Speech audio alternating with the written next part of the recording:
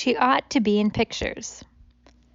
In mid-March, as COVID-19 cases were rising across the globe, Colorado opened one of the first drive-through COVID-19 testing sites within the United States.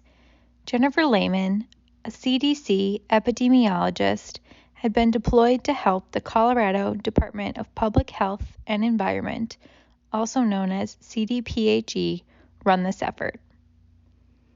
Lehman hoped to help increase the state's testing capacity and support the state in slowing the spread of the virus.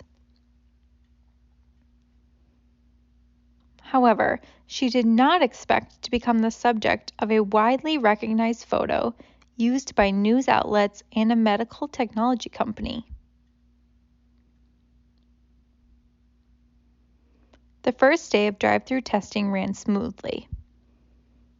Each person was required to have a healthcare provider's note in order to get tested.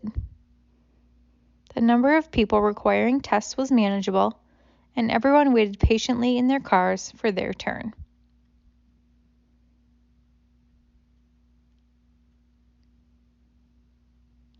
Then came day 2. As Jennifer and her colleagues arrived at CDPHE's lab in East Denver to begin with the day, they noticed that cars were already lined up around the block waiting for the site to open.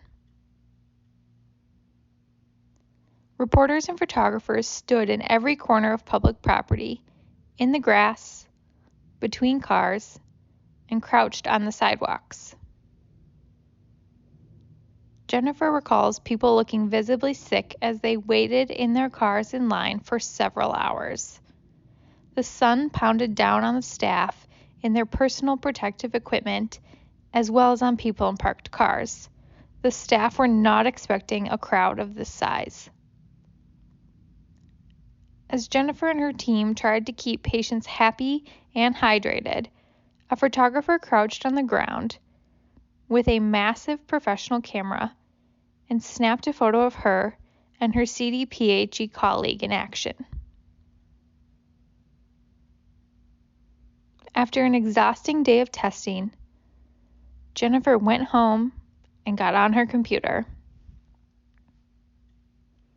As she searched for the Colorado drive-through testing site, she discovered a news article with her photo.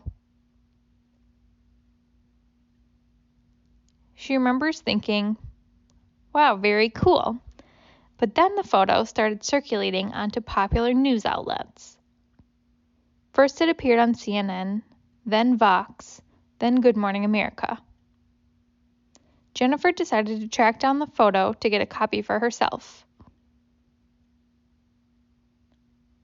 Jennifer figured out that the photo was available on Getty Images, and she contacted the photographer.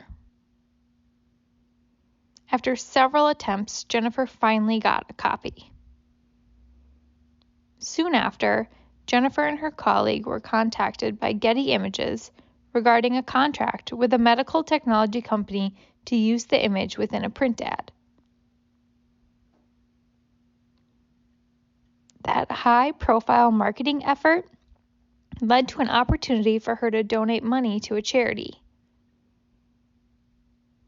When the company purchased the photo from Getty, Getty offered to pay Jennifer a fee. But, being a full-time government employee, Jennifer was not permitted to accept any payment. So instead, Getty offered to donate the money to 2 charities of Jennifer's choice. Jennifer walks by the framed photo when she gets home each evening. It was a Mother's Day gift from her husband, and it's a reminder of the long hours spent trying to save lives and flatten the curve. Working on a response can be chaotic.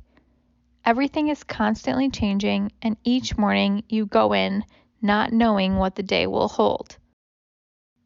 Jennifer continues to comment, "We just have to jump in and be willing to help with whatever is needed."